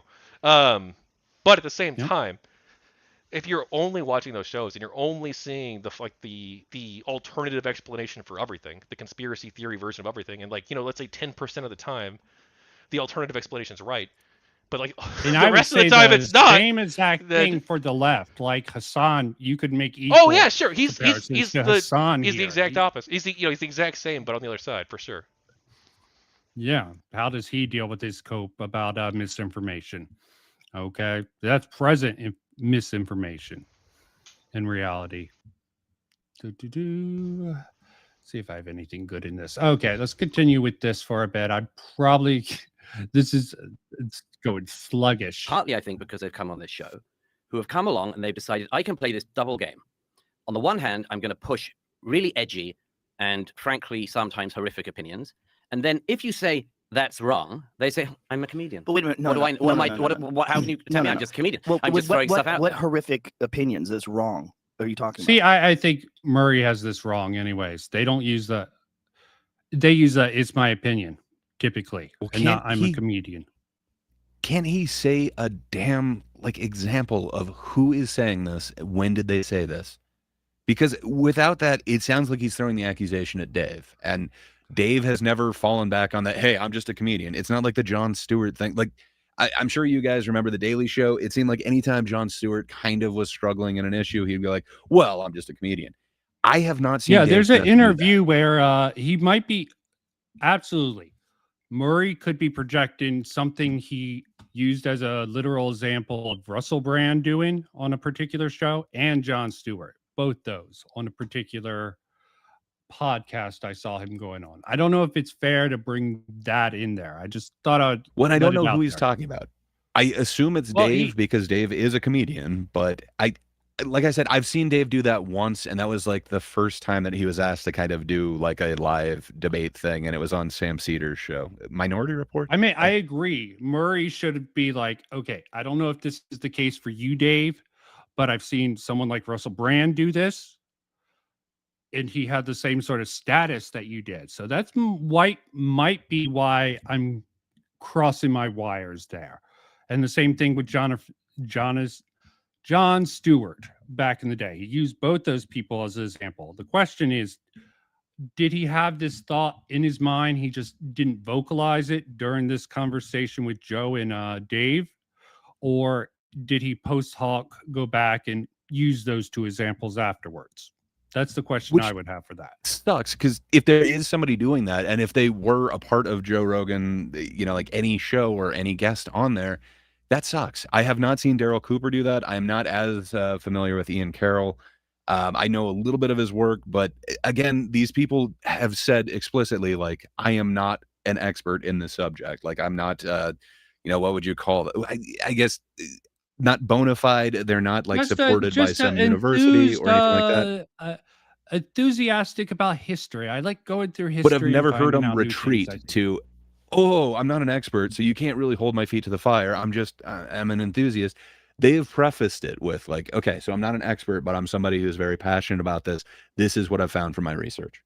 And I always feel like hate that's disclaimers, perfectly okay? acceptable. I hate when you Well- have to go disclaimer all the time. It's just makes me think of one of those commercials, like those Claritin commercial, any of those drugs commercial. And call this a straw man if you want, or a hyperbolic example. They say all the wonderful things in this life, and at the very end, they may cause constipation, diarrhea, blah blah blah.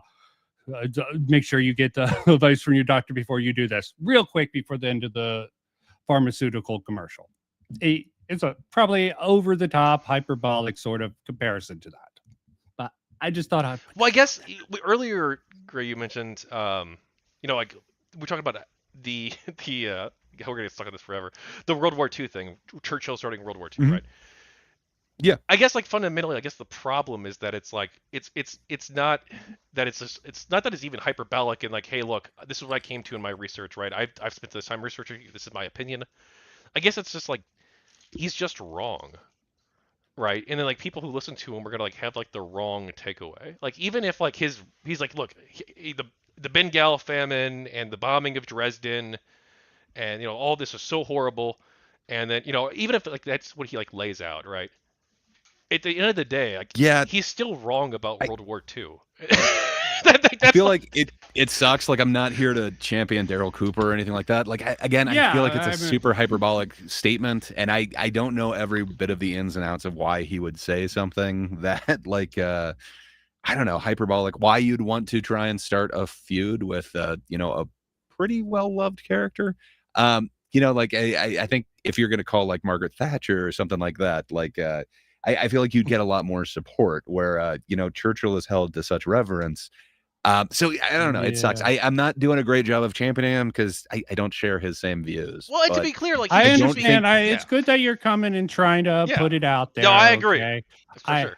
I think it's if this was a debate, this would definitely be failing. I don't know exactly. I think he's doing this warm up act, trying to get a gauge on these two people by using this, and it does make him come off as elitist, but he's fine with coming off as elitist. Way too cocky, and that's going to put off a lot of people. I jumped ahead a little bit because I have a certain. And Murray does need to. Murray should have done more research before. Are we missing anything else? Gray, you need to get I'm not sure where it starts with. I guess I'll let you know once you start. Okay, I'm going to jump ahead because I put a graphic here to maybe help understand that I came across in my research. It was bullshit propaganda. Absolutely. And it's all lies. And this is a real danger when the establishment and the institutions are all caught with their pants down, having sold a bunch of very consequential policies based on lies. And then once people realize that, they go, well, what else have they been lying to me about? And then they almost want to look into every single thing. Yeah. Oh yeah, I think the whole thing was lies. Now I agree with you. Yeah, I think both of them agree on this, and I'm going to put this up. There's danger in that. Yeah, and so I think that there are some things that then people jump to. Oh, had something to say. I was just saying, I think he's just talking about COVID now and kind of how the experts were kind of wrong in there, and people kind of jumped into that. So, well, fair enough. Like, there were, but like, what do you think? Do you think that like the COVID vaccines caused like large numbers of excess deaths in Europe? It doesn't seem to be the case, but there is some interesting data that I'm not sure we've gotten all of it. Like those initial claims the same do thing. seem They to be pushed it through. And then they seem to have walked it back. Like initially, like it was supposed to make it so that you couldn't get the disease, and then, you won't be able to get it again. And then they've just kind of walked back what each of these is supposed to do. At this point, I don't know. I wish a lot of the data was a little bit more out in the public point, whatever you want to call that. And like they just out in admit the to it. zeitgeist so that people could look into it further. Sadly, I don't feel like we will get an answer on it, but it doesn't seem like it's killing a bunch of people. Otherwise, I think we'd have more information pointing to that. Yeah, I think it's just Well, that is we what don't Jordan, know the Jordan first. Peterson believes, right? Like, I don't know if he said that He on Joe had a Rogan's show or verse. not. He had a verse effect too. He had a lot of mental trouble during the time, and probably got some he got really sick for a while there. I think that's what caused his sort of weird turn. He was really sick for a long time, but I wouldn't contest to that because who knows what's true nowadays. But yeah, continue. That are totally wrong. But I guess I tend to look at that and go, well, then maybe the people with power, not random podcasters, but like the people with real power should do a better job of not lying through their fucking teeth about everything. Well, maybe you have power. Maybe you have power, both of you. Yeah. If you want a truth to power, I think you have a responsibility. If you want to stick it truth to power, you should have a responsibility to, have some standards, especially when you have such a voice to sway public. Because Douglas Murray, I believe, agrees with a lot of people that Joe Rogan probably has more social capital, more ability to sway the public than a lot of these discredited Fox, CNN, MSNBC. A lot of people trust a lot of things he says. Would anyone disagree with that? At least a certain side of the audience would do that. But that goes the same with anyone within their own bubble. Just Joe is a particular place where he definitely seems like he's very fair, but worried about pushing bad ideas. Well, by that same token, wouldn't Murray have some sort of obligation to come in here with like any sort of fact, any sort of example, anything? Like, doesn't he have a responsibility? He did use one, right? He used the World War II guy. But even then, he didn't really use a fact. He just said, like, this guy hasn't debated this other guy, so he's not an expert. And then he comes in and says, you have on people who say these wild claims, and then they retreat to, I'm a comedian. Okay, who's he talking about? What is he talking about? No, I know. I think he's just talking in a bunch of generalities. He explains it should have talk in an interview. He does it in a different interview later on. He didn't think that's it would totally helpful when he's on this giant audience that you're talking about, this giant thing that could sway public opinion, known as the Joe Rogan Experience. That's awesome that he gave the facts on a different podcast at a different time. Well, look, but Vincent and I both, I think, agree with you that like Douglas didn't do a good job, at least in the start. Yeah, I mean, it definitely would have been great if he would have brought up that Russell Brand example, and Jonathan Stewart would have been lovely, great. It would have been clear to the point. Was it a choice he made to be a little bit vague to sort of see if they come to the same connection, or did he legitimately come up with it post hoc? Okay, to explain his "I'm just a comedian" line and the expert. Again, it sucks because he gets into some of this at the end, but man, it sucks. I like Douglas Murray. I've enjoyed a bunch of his debates. I think this is one of his worst performances, and it sucks because he was there to advertise his book. I don't know that this advertised it that well to the Joe Rogan audience. Yeah, we don't even know what his book is. I don't, at least. Yeah, you probably won't read it. But Wick got on Tim Pool. You should be proud of that man. We live in an era where podcasters have a lot of Russian power. Money, bro. I would not. Hey, look, if he invites me on, I'd go on there, but I'd fight him on it, sure. But he didn't know it was Russian money. Well, that's what he says. That's what he says. Even though it was content driven, it's a whole thing. Anyway, please, I don't want to cut. Yeah, sorry. If you go on a podcast with Jake Shields, and Jake Shields goes on to another podcast and says he doesn't think 6 million Jews were killed in the Holocaust, what do you think's happening there? That's an exercise of power. Okay. And I agree with you about the breakdown of trust. Absolutely. We have lived through an era where, in real time, we saw something called a conspiracy, the lab leak, which turns out to be true, as you and others said it might be from the beginning. Well, it took 4 years. It took 4 years. And I've said repeatedly, it's kind of inevitable to me that if you see something that is called a racist conspiracy theory fall apart and become also what we used to call true in a few years, it's likely to blow a lot of people's minds. But the question then is, do you help those minds that have been blow themselves out some more by doing a whole load of other conspiracy stuff? Do you decide to go, hey, what else have we been lied to? Maybe Churchill wasn't a great guy. Maybe Hitler wasn't such a bad guy. Okay. About this particular point, what are the thoughts? I think he doesn't establish any of these people he used as examples do this. It's a little bit hard, probably. Well, but so he does mention Jake Shields. So Jake Shields is I think he's now former UFC fighter. I don't think he's allowed in UFC anymore. But he's a dude who's had a lot of brain injury, and dude, this guy gets on Twitter and he goes hard, but he has definitely done some kind of revisionist history, some Holocaust denial shit. But Joe Rogan knows him from his time in the UFC when, you know, he used to commentate on his fights and stuff. So he has brought him in, I think, on a fight companion thing. But man, that seems to be the first like accurate one to me that he's really pointed out. Like, yeah, that dude seems like he is bad news as far as the views that he is portraying out there. And it might be, again, because it's on Twitter, he's being super, I don't know, hyperbolic or something. But with him, it doesn't seem like it. It seems like he is saying these really egregious things because he actually believes it, not just to get people riled up or whatever. To me, that one definitely seems indefensible, other than he knows this guy and he's asking him to comment on something that he seems to be an expert on. Like, he hasn't brought him in to talk about the Jews or something. He's brought him in to talk about UFC, like one of those fight companion things. But if he just slipped in one of these ahistorical facts and Joe didn't push back on it, it would seem a little bit weird knowing everything you just laid out there. Right. Correct? Yes. I would. Yes. And the dude seems like cancer. Like, you don't want to get anywhere near that guy. For sure. I understand. Okay. So I think Murray has a good point with that. And I think if he brought up stuff like that, like, you've given this guy a platform, he said these horrible things. Yeah, I think he should answer for that and why he feels comfortable still associating with Jake Shield after everything that he's kind of done. One thing that Murray's bringing up too, that I think is like worth pointing out, is like the breakdown in trust. Like, yes, a lot of people are turning to people like Joe Rogan, right? Because they don't trust the mainstream, right? They don't trust what CNN is telling them. They don't trust what Fox News is telling them. They want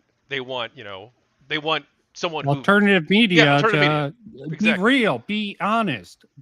But if people are just coming in for ulterior motives and slipping in something here and there, just like a little thing here and there would be a certain argument for it. Not sure if it's psychological relevant. I would need exact examples. And maybe it's because like people have sides, but I think that like what's happening is that like people will see the mainstream get a story wrong, so they really turn away from those mainstream outlets, and for like understandable reasons. And I've right? seen but people then literally they'll trust. It seems like yeah, you do have that phenomena. They even talk about it, right? Where you're like, well, what else are they lying to me about?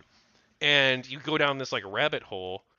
And it could take you anywhere, right? It could take you to like a super far left Hassan Piker, you know, the Houthis are right to attack cargo ships, you know, or it can take you, you know, to the far right, and it's like the Jews are responsible for everything, or you know, hyperbolic jokes about World War II and Hitler, or Winston Churchill being like the true villain. You know, it can take you like down all these different like rabbit holes, and but people don't analyze those critically either. It's like they'll criticize like the mainstream media and have like good criticisms, but then like they won't apply that same critique until it to gets to a certain alternative. threshold. People don't really notice these things being sort of slipped in.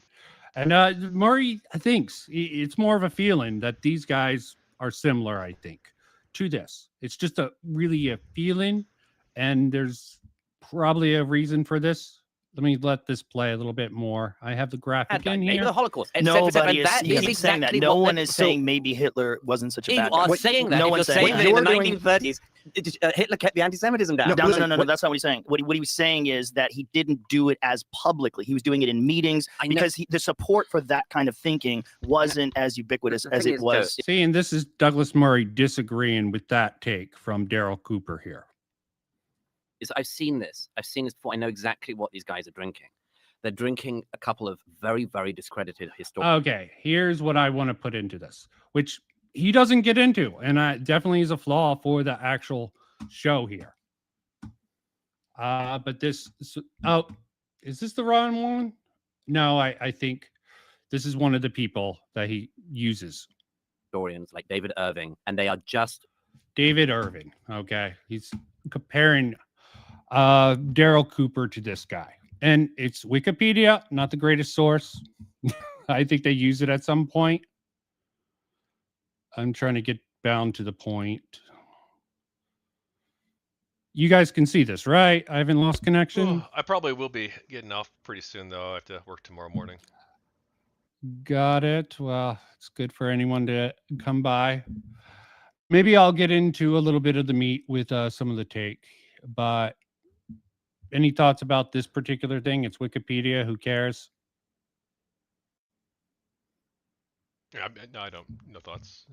But I'll probably head out, Vincent. Oh wow, that up. Okay, got it. Got well, it. I thought we were going to 11 EST, but we can. It's up to you to jump out. I have something. This is not very productive. I mean, we got into the meat of it, but this is the guy he's comparing him to. And there's another thing. I guess I put it a little bit later. They even go check this particular thing here before I move on to the next section. Okay, this idea is not new. This is the response to Tucker Carlson, I believe. David Irvin. They brought up Pat Buchanan piled on with Churchill, and Mises Institute is interesting. If you're heading out, plug yourself up, plug yourself out. Yeah, well, first, thanks for having me, Vincent. It's been great. Actually, this was a really fun discussion. I'm really glad we did this. And I know it was kind of weird at some points, but I think it was good. And Gray, it was good to see you again. I think we had some good conversation there, too. For sure. I'm glad you... Same back at you. Awesome talking to you again. Yeah, I think it's good to have pushback on these things and not just be... we've done a couple of these with Vincent and I have where we didn't have any opposition, so it's good to have someone in there who has a different way of seeing things. Yeah, it makes you think a little bit harder. And Gray didn't help himself in some place. You just reflectively, but I'm sure you're joking. Wink. All right. So anyway, if you want to check me out, I'm Tachyon Blue, Kevin McDonald. I've written The People of Gamergate, Volumes 1 and 2 are both out now. I'm also going to be running a Kickstarter campaign in the next few months for Champions of Alanthea, exploring the world of multi-user dungeons and documenting gaming history through interviews with players of Dragon Realms and Gemstone 4, two different multi-user dungeons from the 1980s and 90s that are still running to this day. Really exciting, preserve gaming history. And also check out The People of Gamergate, gamergatebook.com and tachyonblue.com. Have a good night, and thanks for having me. Have a good night.